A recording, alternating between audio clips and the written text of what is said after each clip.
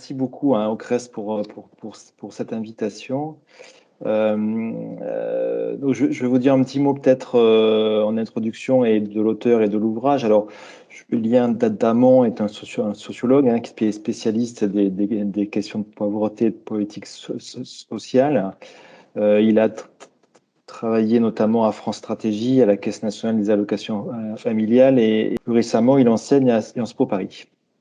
Le petit ouvrage que je vous présente cet après-midi est assez court, il fait à peu près 65 pages. C'est plus un essai qu'un ouvrage scientifique.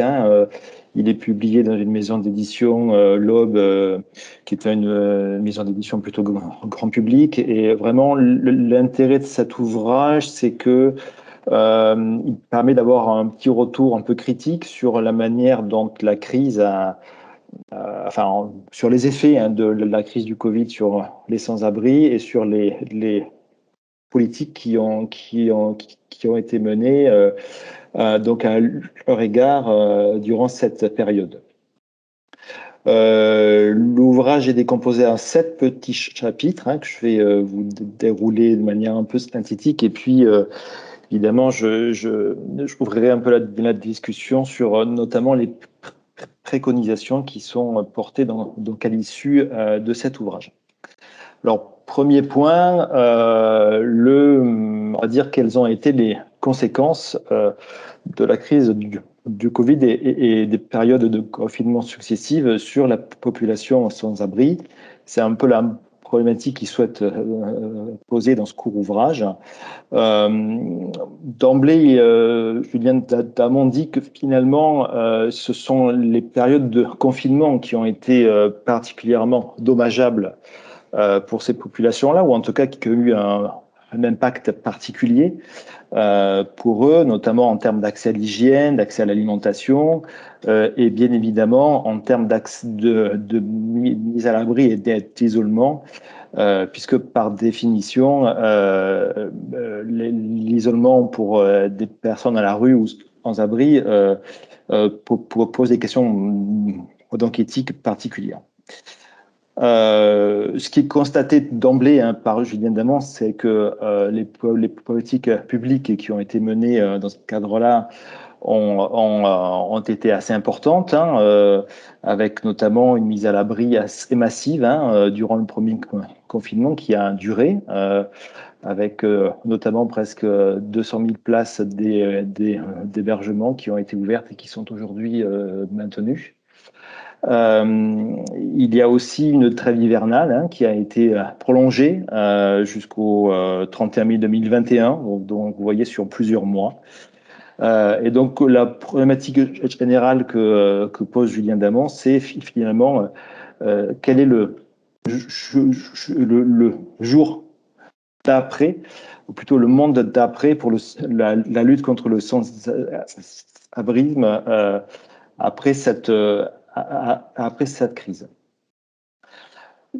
Deuxième petit chapitre qu'il nous propose, c'est un petit retour historique sur le fait que la population des sans-abri, et plutôt la question des sans-abri est historiquement une question à la fois de santé publique et une question sociale à part entière.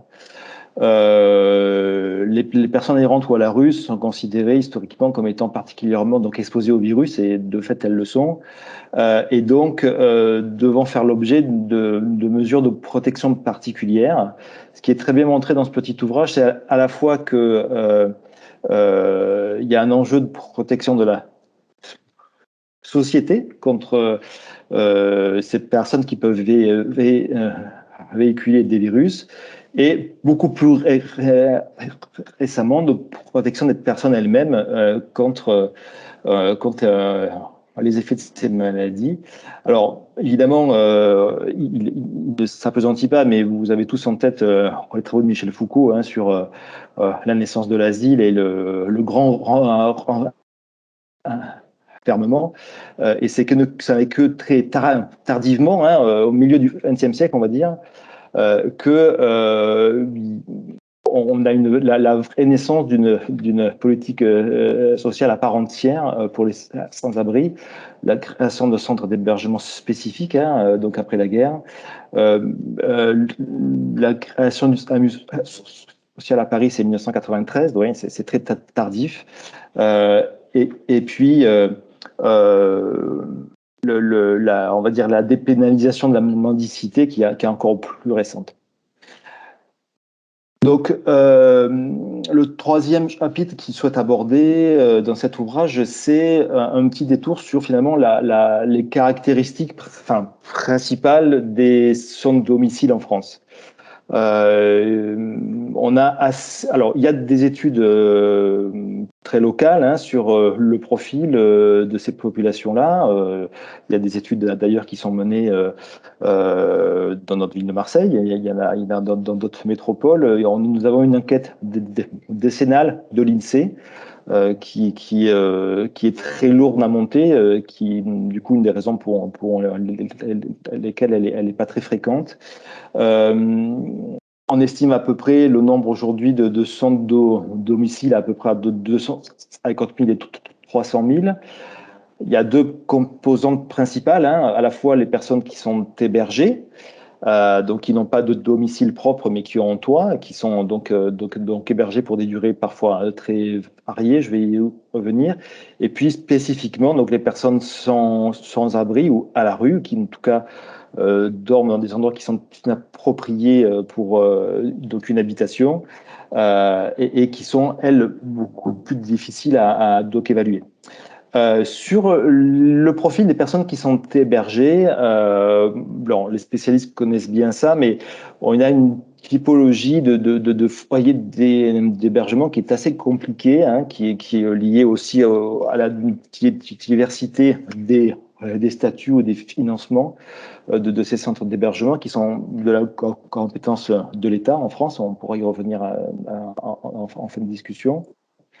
Un certain nombre de foyers d'hébergement collectif, d'autres plutôt diffus hein, dans des appartements, et aussi de manière beaucoup plus intense ces derniers mois dans des hôtels, dispositifs d'hébergement qui ont le mérite d'être mobilisables en temps très court, mais qui offrent évidemment des conditions d'existence loin d'être appropriées pour des durées pour des séjours qui peuvent être extrêmement longs. Évidemment, des durées de séjour en hébergement très variées, de quelques jours à plusieurs années. Évidemment, en fonction du type d'hébergement, les conséquences du Covid auront été tout à fait différentes, et puis on va y revenir. Pour les personnes à la rue, eh bien évidemment, les conditions d'existence peuvent être très variées selon que les personnes trouvent un abri dans des parcs, dans des jardins, dans le métro, dans des gares, dans des squats ou des bidonvilles, avec bien évidemment des modalités d'intervention, d'aller vers et d'approche qui sont autant de démarches spécifiques à monter au cas par cas. Donc, une très grande variété de profils de personnes sans abri, avec une prévalence assez forte de troubles psychiatriques hein, sévères pour les adultes, mais aussi une importance très marquée de populations sans droit ni titre, hein, notamment au regard du titre de séjour, qui a un impact assez fort sur les politiques d'insertion qui peuvent être menées auprès de ces populations. Le quatrième chapitre aborde la façon dont finalement la crise du Covid a eu un impact sur les personnes à la rue. Alors, Julien Damant fait un petit historique en disant que chacun a rempli un peu son rôle. Les acteurs associatifs et les ONG ont eu un rôle un peu d'alerte assez rapide sur le fait que, selon elle, ces populations-là étaient finalement pas bien prises en compte dans les politiques de prévention initiale. Et puis, assez rapidement, les acteurs associatifs de l'hébergement, de prévention de terrain et les pouvoirs publics ont mis en place des politiques spécifiques qui sont décrites brièvement dans cet ouvrage, sur lequel je vais revenir. La première, c'est que il a d'abord fallu donc assurer un fonctionnement en mode un peu critique de tous les centres d'hébergement, dans des conditions évidemment particulièrement difficiles, puisque manque de masques, manque de consignes immédiates aussi, qui ont fait que, par exemple, les plans de continuité d'activité qui sont nécessaires à l'élaboration, au fonctionnement des centres d'hébergement ont été montés un peu dans l'urgence.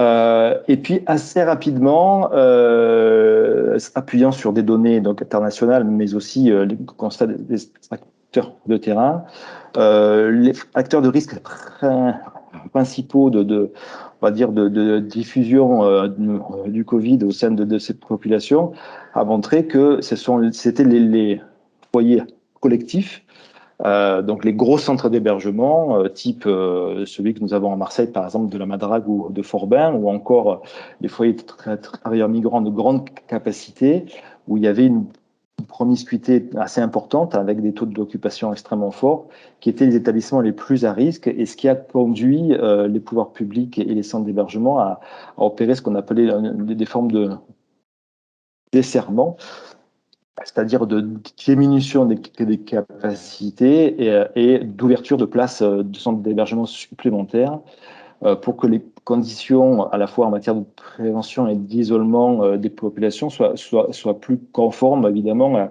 à une diffusion moindre du virus. Ça a aussi conduit le président de la République à annoncer au mois de mars 2020 le report de la trêve hivernale. Un très, très fort accroissement du nombre de places d'hébergement qui est passé de 140 000 à 200 000 en quelques mois. La distribution de tickets service pour que les personnes, notamment qui étaient hébergées à l'hôtel, puissent s'alimenter.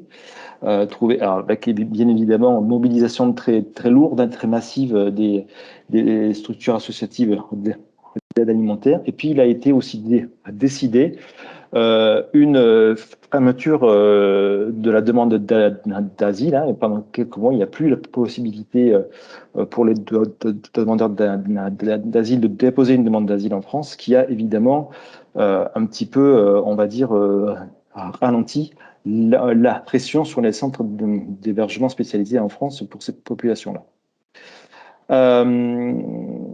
Voilà, en gros, les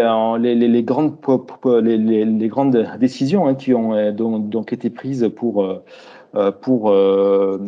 maîtriser la diffusion du virus auprès de cette population-là. Et tout de suite, la question qu'on peut se poser, c'est pour quels résultats et pour quels effets à plus long terme. Alors, Yann Damon dit tout de suite que finalement, la catastrophe annoncée n'a pas eu lieu. C'est comme ça qu'il le dit. Et effectivement, pour le coup, et je reviendrai dans la discussion, bien évidemment, on a constaté une diffusion du virus beaucoup plus importante dans les populations en grande précarité. Mais on n'a pas constaté particulièrement sur les grands précaires, des taux de mortalité extrêmement supérieurs à ceux qu'a présenté Thierry Lang tout à l'heure sur les populations précaires de manière plus large. Même si évidemment cela mérite d'être approfondi par des études ad hoc.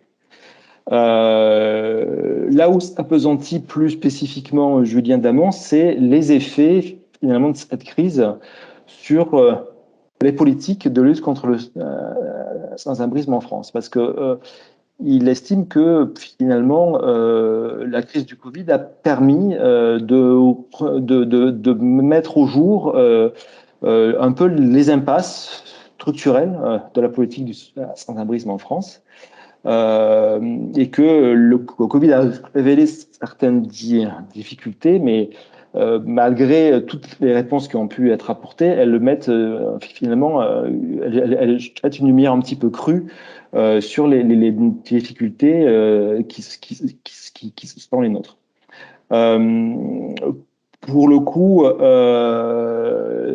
dans son ouvrage, il pointe en particulier quelque chose qui peut paraître un peu choquant, c'est que finalement, lors du deuxième confinement, malgré les efforts très importants de mise à l'abri et des démarches d'aller vers, eh bien, il faisait le constat, comme tout un chacun a pu peut-être le faire, qu'il y avait encore énormément de personnes à la rue, même en période de confinement, et que quelque part, c'était le signe d'un échec collectif, hein, à pas avoir été en mesure de mettre à l'abri de façon plus systématique ces populations-là. Alors, il y a eu certaines collectivités, notamment en Amérique du Nord, qui ont eu des mesures plus coercitives, hein. Évidemment, c'est pas celle qu'ils préconisent pour la France, mais en tout cas, ça a pu exister. Ces débats ont pu avoir lieu dans certains pays dans le monde qui remettent en fait au jour le fait que cette population peut être considérée comme étant dangereuse pour le reste de la société. Alors, en matière de préconisation, pour terminer peut-être cette présentation de son ouvrage, il en fait principalement trois. La première, c'est que pour lui, cette crise reflète la pertinence des politiques de logement d'abord qui ont été initiées en Europe du Nord ces dernières années et plus récemment en France dans le cadre du plan quinquennal pour le logement d'abord.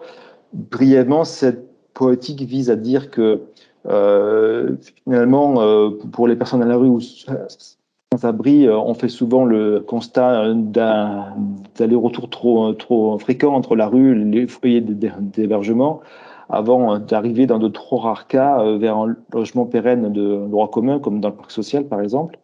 Et il est démontré donc aujourd'hui qu'un accès direct à un logement privé ou un logement social avec un accompagnement adapté, bien évidemment, a montré toute la preuve de son efficacité dans la durée, pour peu que, évidemment, les conditions de logement soient appropriées.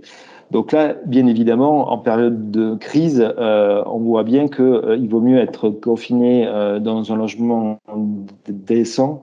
Ça vaut pour tout un chacun, ça vaut évidemment pour les sans-abri. La deuxième leçon qu'il tire de cette crise, c'est le caractère déterminant de l'accès à l'hygiène et aux biens donc essentiels. Leur absence a été particulièrement vécue de manière particulièrement critique durant cette crise, hein, notamment dans certaines villes qui avaient un déficit lourd en la matière, hein, c'est le cas de certaines grandes métropoles, en France en particulier. Un accès à des points d'eau, un accès notamment dans les campements, dans l'espace public, un accès à des douches. Évidemment, ce sont des règles, ce sont des équipements d'accès à l'hygiène qui sont déterminants et leur émage dans les grandes métropoles paraît être quelque chose qu'il faut poursuivre dans les endroits où ce n'est pas encore le cas. Et puis, la dernière des préconisations, c'est quelque chose, on va dire, de plus structurel qu'il fait. La première, c'est qu'il milite pour une décentralisation de la politique d'hébergement des sans-abri. Aujourd'hui, c'est une compétence de l'État. Il considère que c'est une politique qui serait plus efficace si elle était menée à une échelle décentralisée. Et puis la deuxième chose, c'est que pour lui, cette crise doit nous permettre d'essayer de ne plus mettre sous le tapis des problématiques très lourdes qui ne sont pas traitées donc aujourd'hui. Il pense en particulier à la question des titres de séjour. On estime qu'à peu près d'aucune moitié, voire 2 tiers des populations en centre d'hébergement n'ont pas de titre de séjour et vraisemblablement n'en auront pas à court terme. Et donc, sans préconiser dans un sens ou dans l'autre, ils considèrent que ou une régularisation massive ou une politique d'aide au retour devrait permettre, en tout cas, trouver des solutions pérennes à cette situation qui vient complexifier considérablement les politiques d'accompagnement de ces populations. Voilà, brièvement présenter cet ouvrage dont je vous recommande assez facilement la lecture parce qu'elle est assez aisée et assez simple. Julienne Damon est un spécialiste assez reconnu de la lutte contre le sans-abrisme. Néanmoins, évidemment, il s'exprime ici à titre personnel et c'est plus un ouvrage d'essai que vraiment un ouvrage scientifique. Je voulais du coup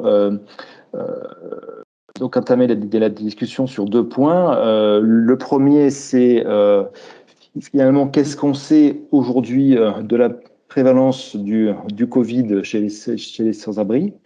Bon, voilà, j'essaierai de faire un tout topo de ce qu'on sait aujourd'hui en matière de littérature sur cet axe-là. Et puis le deuxième point, évidemment, je discuterai modestement ces préconisations. Alors, sur la prévalence du Covid chez les sans-abri. Je fais référence ici, je vous renvoie à une étude de Santé publique France qui date d'avril 2021, qui est une revue de littérature sur les études sur, on va dire, les effets du Covid chez les personnes grandement précaires.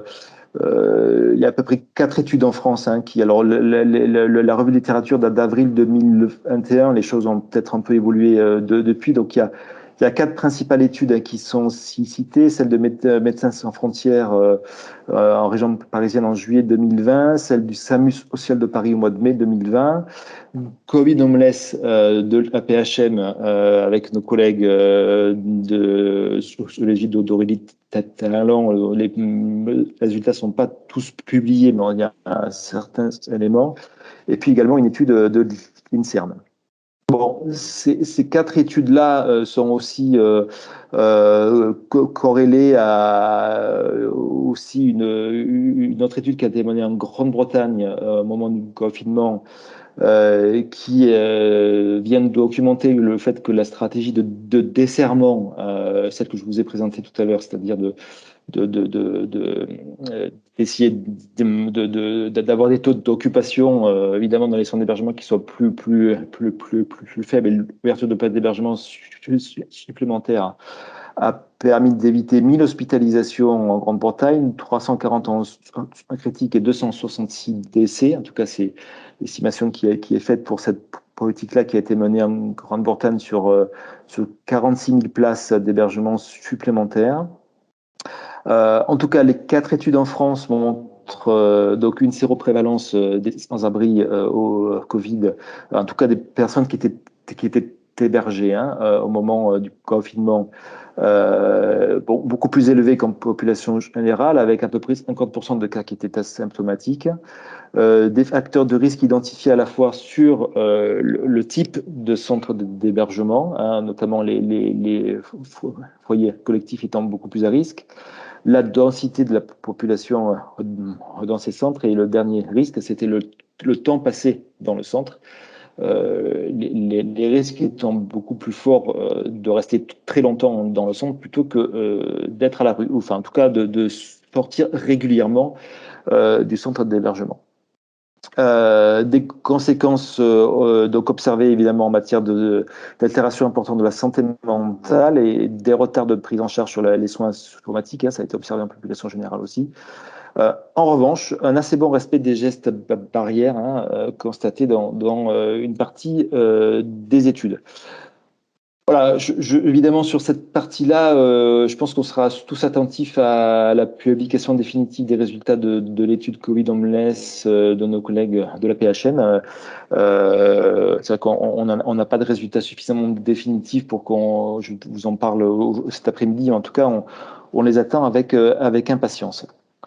Le deuxième point que je voulais discuter avec vous, c'est sur les préconisations donc, qui sont énoncées par Julien Damon. La première concerne la décentralisation des politiques d'hébergement. Alors, c'est une tendance évidemment de fond, hein, la territorialisation des politiques sociales depuis la décentralisation de l'action sociale il y a plus de 40 ans maintenant, évidemment, et d'actualité. Comme vous le savez tous, hein, toutes les politiques d'aide et d'insertion ont été décentralisées principalement aux conseils départementaux au début des années 80 et par exception, les sans-abri et puis les réfugiés sont de compétences de l'aide sociale de l'État pour une raison eh bien, qui est assez mécanique. Ces deux populations-là n'ayant pas de domicile de secours donc identifié sur un territoire, l'État est un peu le garant de dernier ressort de leur accompagnement. Euh, deux éléments par rapport à la proposition de Julien Damon. La loi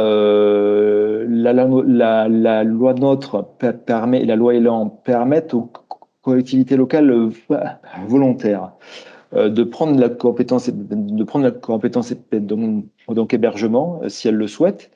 Vous savez que les compétences de logement échoient aux établissements publics de coopération intercommunale depuis quelques années maintenant. Pour le coup, alors à ma connaissance, je n'ai pas en tête de collectivités locales qui souhaitent, qui ont souhaité en tout cas dans ce cadre prendre cette compétence-là. Peut-être que ça arrivera donc à l'avenir, mais en tout cas aujourd'hui, c'est vrai que les collectivités qui souhaiteraient prendre cette compétence le peuvent, mais n'ont pas montré de velléité particulière. Le deuxième élément, c'est que pour le coup, en matière de partenariat avec les collectivités locales, eh bien, depuis la mise en place du plan Logement d'abord, le ministère du Logement est vraiment dans le souhait de co-construire au niveau territorial les politiques de lutte contre le sans-abrisme. Il y a eu un appel à projet national, hein, qu'on appelle les territoires accélérés de mise en œuvre du logement d'abord. Il y a à peu près une quarantaine de collectivités locales qui sont engagées dans la démarche. On en a 5 dans la région PACA, les 5 grosses métropoles et depuis peu donc Aix-Marseille et Provence, dans lequel il y a un partenariat assez étroit, assez intense entre l'État et les collectivités pour avancer sur ces questions-là. Voilà, donc évidemment, c'est des questions donc éminemment politiques hein, sur ce sujet-là. Je me permets juste de vous indiquer, de vous envoyer à l'intervention du président de la République au congrès de la Fédération des acteurs de la solidarité la semaine dernière donc à Paris, où il a pu exposer de manière assez précise sa vision hein, sur le sujet, où il a exprimé une ligne très centralisatrice et plutôt jacobine sur ces questions-là, mais évidemment, je vous laisse approfondir cette question. La deuxième préconisation de Julien Damon, notamment, ça concerne notamment la question du droit au séjour, et je rajouterai personnellement celle du logement. La les politiques publiques en matière de lutte contre le sans-abrisme, donc depuis un certain nombre d'années, visent, comme je vous le disais, à faire accéder vers le logement le plus vite possible les personnes sans abri, en essayant de diminuer au maximum hein, la phase d'accompagnement en centre d'hébergement.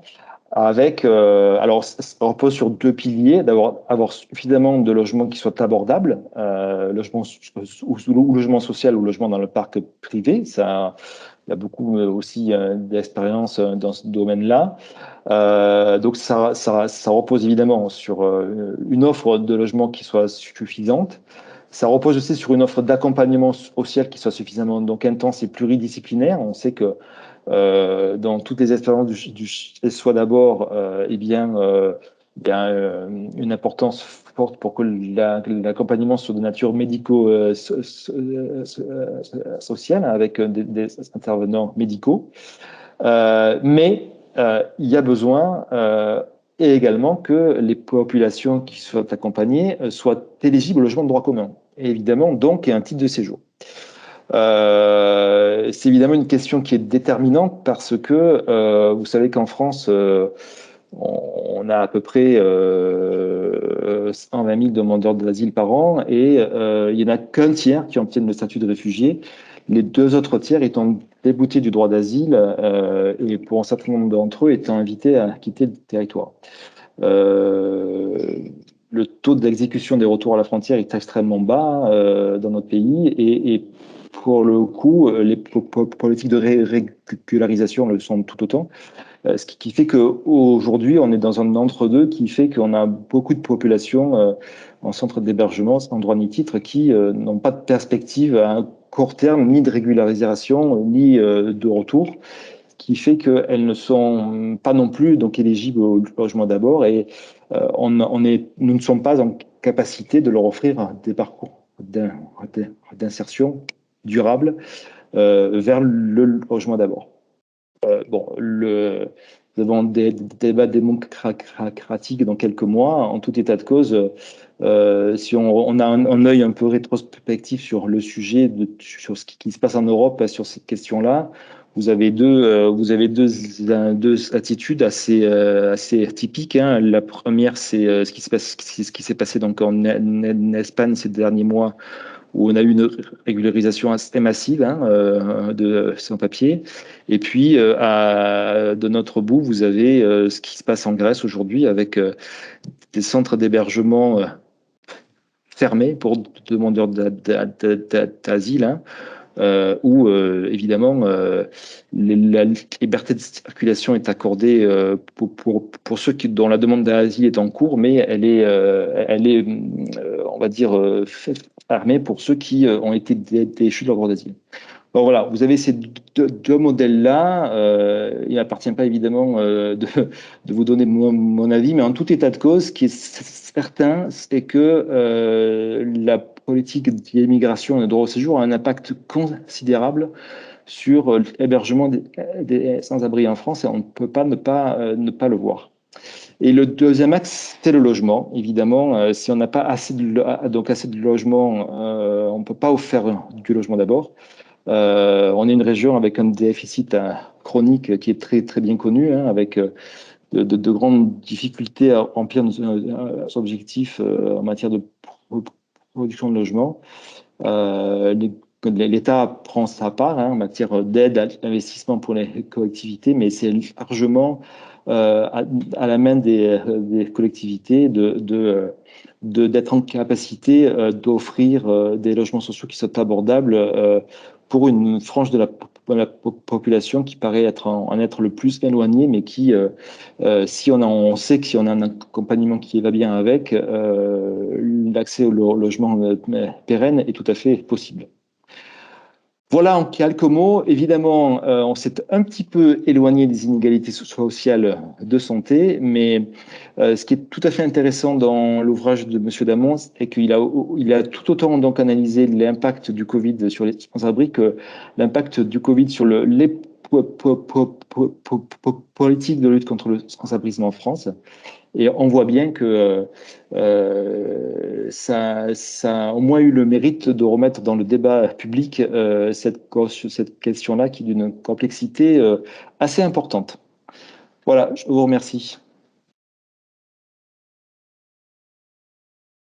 Pour le coup, juste pour vous donner une petite indication, on est entre la mise à l'abri de personnes supplémentaires, donc avant crise et jusqu'à maintenant, et le desserrement de certains centres d'hébergement, on est passé à peu près de 7 000 places à 10 000 places dans la région PACA. Donc, vous voyez qu'on a accru de manière très importante le parc d'hébergement avec beaucoup de places d'hôtel. Aujourd'hui, on est dans une optique de créer des centres d'hébergement qui sont pérennes et pas uniquement des places d'hôtel. Mais c'est vrai que là, on est à nouveau en pic épidémique. Le centre de la Madrague et de Forbin, qui sont les deux plus gros centres de Marseille, vont à nouveau être desserrés pour que, on va dire, il puisse y avoir des conditions d'hébergement et d'isolement plus satisfaisantes. On a quand même un peu l'impression que les besoins sont un peu infinis dans cette matière-là, quoi. C'est un peu la difficulté à laquelle on est confronté, quoi.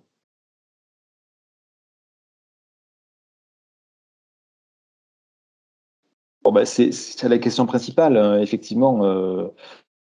Aujourd'hui, on voit par exemple tous les débats qu'il y a sur l'aide sociale à l'enfance, hein. Aujourd'hui, c'est une politique qui est décentralisée depuis 40 ans.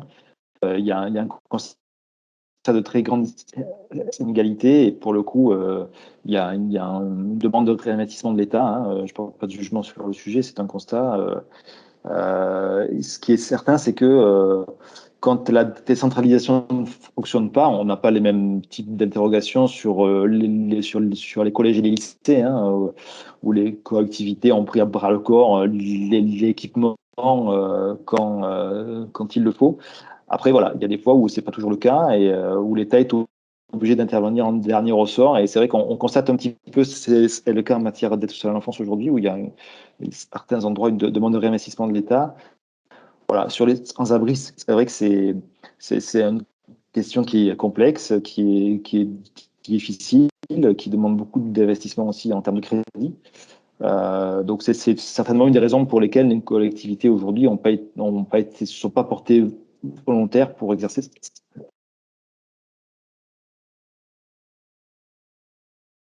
Oui, oui, on a un des effets de la crise, ça aussi, c'est des mesures du plan de relance, hein, où effectivement il y a eu des créations de places de centres d'hébergement pour grands marginaux avec un accompagnement médico-social renforcé, avec du coup des crédits d'investissement et de l'État et des collectivités qui étaient volontaires. Le, le petit point d'achoppement que nous avons dans la région, mais c'est le cas dans d'autres régions aussi, c'est que souvent il faut du foncier, enfin même pas souvent, il faut du foncier, et on est dans une région où le foncier est rare et cher, et c'est pas toujours évident voilà, il suffit pas d'avoir des crédits d'investissement pour que les opérations sortent. Il faut des fois un peu de temps, et voilà, en tout cas c'est des opérations qui sont en cours. On en a trois, hein, 200 grands marginaux qui vont être créés dans la région, deux à Marseille et puis un sur Avignon. Mais effectivement, les financements privés sont toujours les bienvenus. En tout cas, moi, je vois comme intérêt, c'est que le volet médico-social est renforcé avec la reconnaissance que un accompagnement des personnes en grande marginalité mérite un volet soins aussi important. Donc ça, c'est extrêmement important. Je tiens à remercier chaleureusement le professeur Thierry Lang pour cette présentation et Léopold Carbonel pour sa présentation également. La lutte contre les inégalités sociales et territoriales de santé continue plus que jamais et espérons que cette crise, avec voilà, tous les ravages qu'elle a montrés, permette également des innovations et une prise de conscience qui amènera à des petits pas un peu plus grands que les précédents.